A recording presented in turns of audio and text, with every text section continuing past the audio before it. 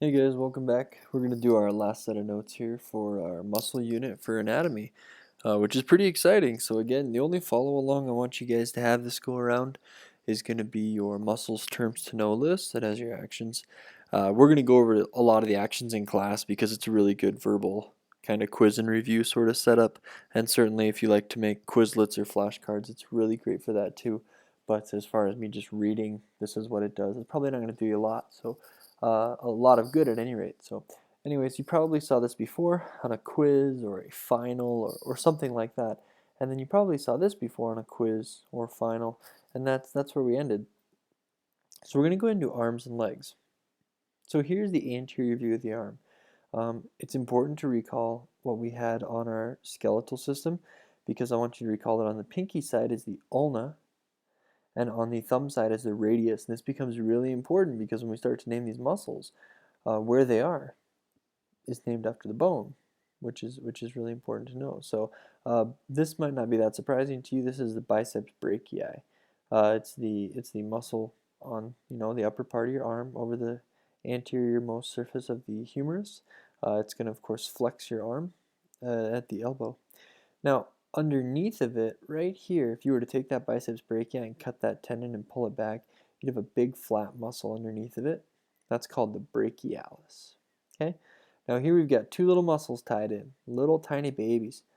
This one here is called the supinator, and you can guess what it does based on its name. It supinates the hand, which is to rotate your hand up, like you might hold a bowl of soup.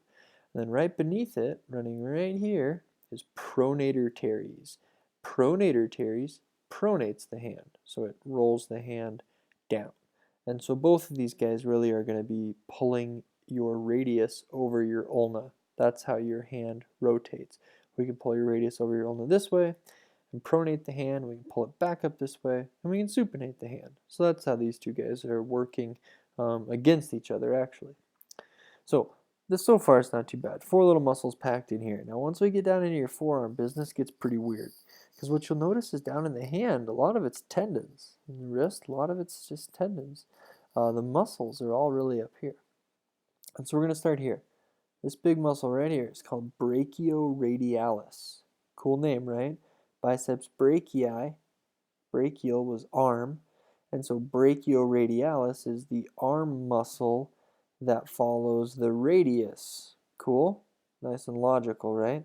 Okay, now if we go towards the middle, we get this guy, and his name is flexor carpi radialis. So what's he do? He flexes. What does he flex? Carpi means wrist. He flexes the wrist. And he inserts on the radial side. Follow the tendon right there. Cool? So flexor carpi radialis. If you want to kind of cock your hand back at yourself from anterior position, that's flexor carpi radialis. Now, here's a nice logical muscle. This guy's palmaris longus. The muscle's long and it inserts right here at the palm. Then here we have flexor carpi ulnaris, little skinny guy right here that runs down here. And between palmaris longus and flexor carpi ulnaris, we have this little baby called flexor digitorum. And flexor digitorum is cool because it goes into a bunch of different tendons. Each of those tendons runs to a finger. You can control each finger independently. That's how we can play piano. Flexor digitorum. Make sense? Cool. So that's in front of the arm. I like to go just from the, I guess, medial to lateral. That's easiest for me with brachioradialis. And then I go, okay, it goes radialis, ulnaris, and then I can fill in the middle from there. Palmaris, digitorum. But practice, practice, practice. That's what we're going to do in class. So don't freak out just yet. All right, so this is the back of your arm. This is what we just saw here, just the back view. You're already familiar with teres major and minor, which is kind of cool because here these two guys are.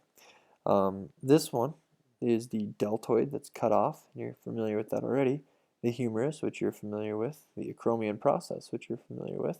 And this guy right here is called the triceps brachii.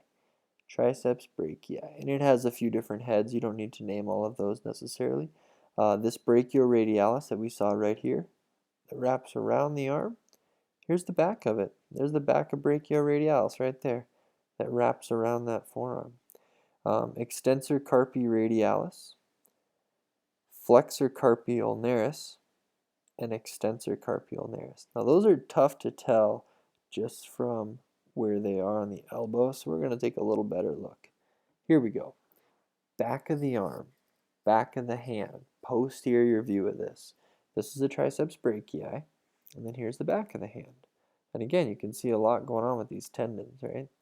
So this is flexor carpi ulnaris. The same guy we saw back here. Where was it? Flexor carpi ulnaris. There's ulnaris. There it is, right there. Flexor carpi ulnaris. This little guy right here. He is such a big muscle on the front of your arm. They had to cut part of him to show you this. That you can see him from the back of your arm. That's flexor carpi ulnaris. So you actually have to go in, so to speak, one muscle before you can actually get to the ones we're going to call extensors. And then their naming gets super logical. So this guy right here is extensor carpi ulnaris. It extends the hand on the ulna side.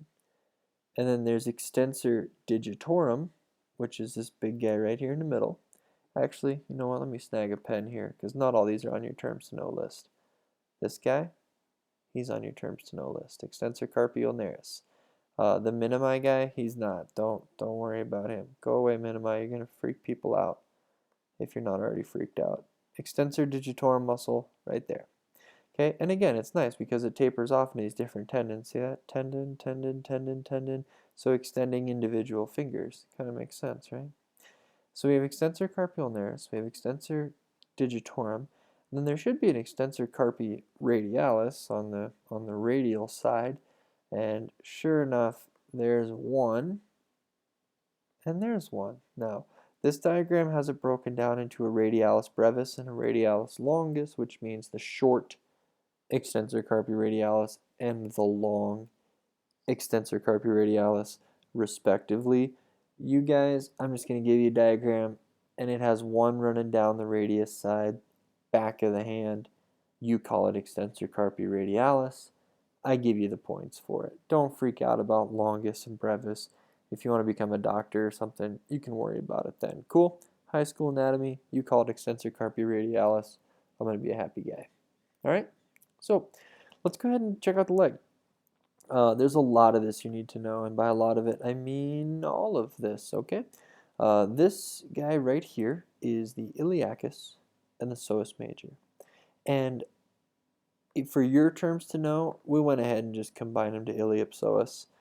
They're technically two different muscles, but you can kind of see how they blend together down here, right? And so we can kind of get lazy and just call them iliopsoas, and not too many folks are going to browbeat us over that, so it's going to be fine. There's the anterior superior iliac spine, stored back in your memory from the skeletal unit, very traumatic for you, I'm sure, or no problem at all, which would be awesome. This guy here does not have a name on this diagram, but he's on your terms to know. It's called the tensor fascia lata.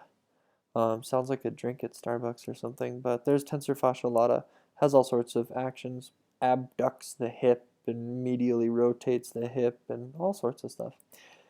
This guy right here kind of has a curve to it. Starts here and then curves across the leg and inserts on the inside. And because it has that weird curve, it's kind of shaped like an S, except for it's not. It's like a line. It's sartorius. I hope that helps. These are your adductors. You can just call them adductors for now. Really, there's like an adductor magnus and an adductor longus and blah, blah, blah. But we'll just call them adductors, and we're going to be okay.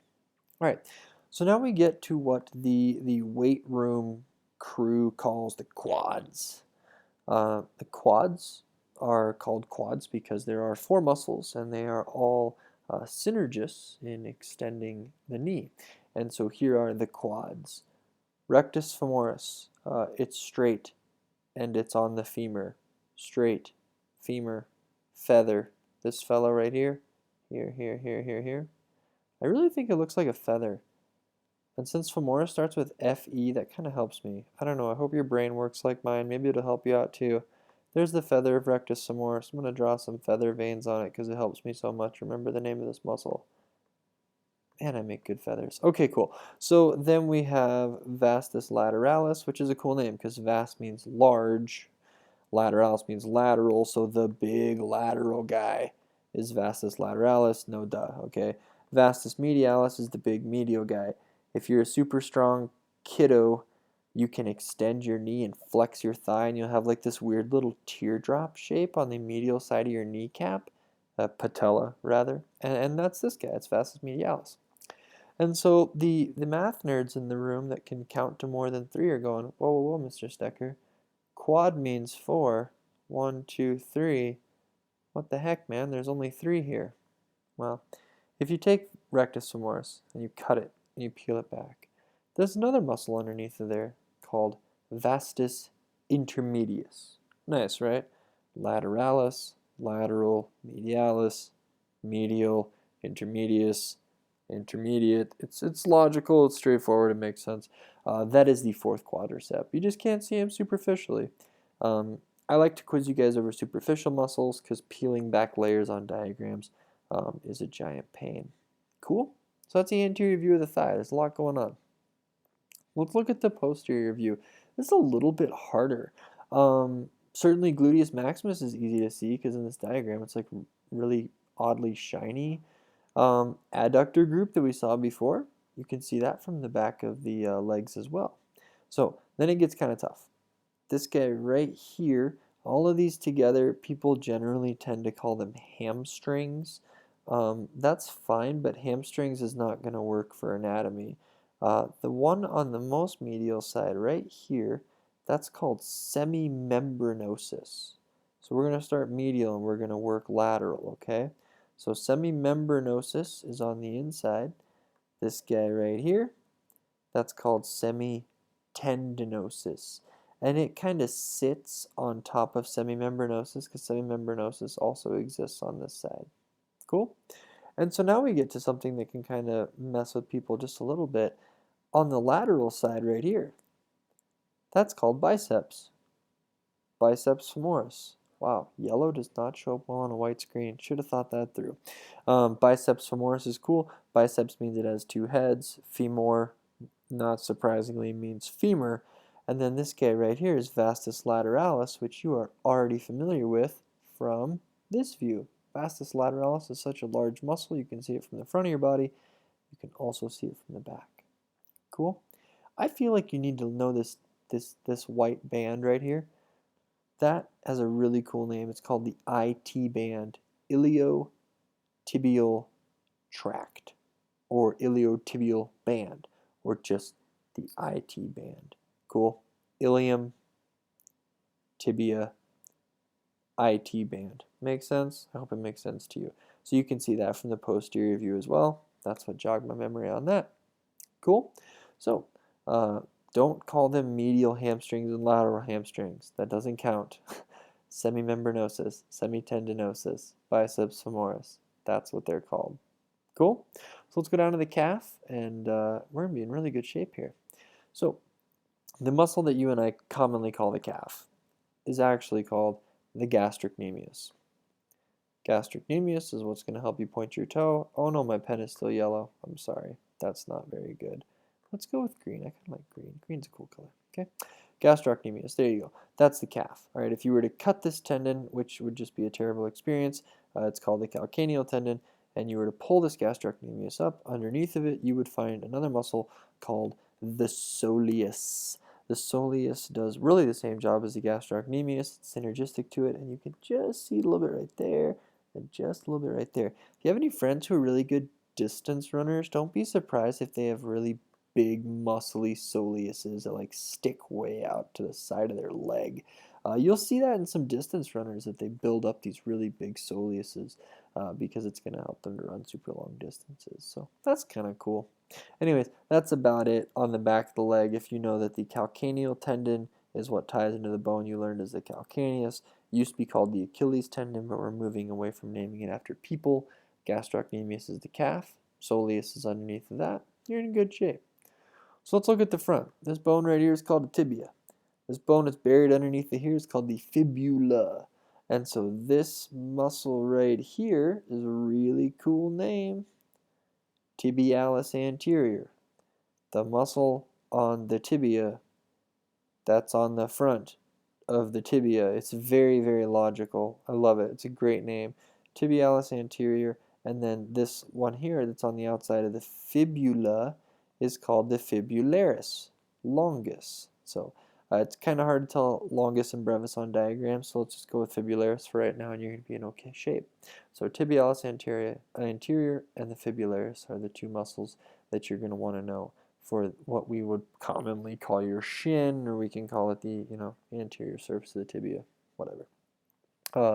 There is an extensor digitorum to help you wiggle your toes, which is cool because you want to be able to wiggle your toes, but I don't think that's on your terms to know list. So with that, I think we are done. There's a view of everything you should know, and you should know actually more than that.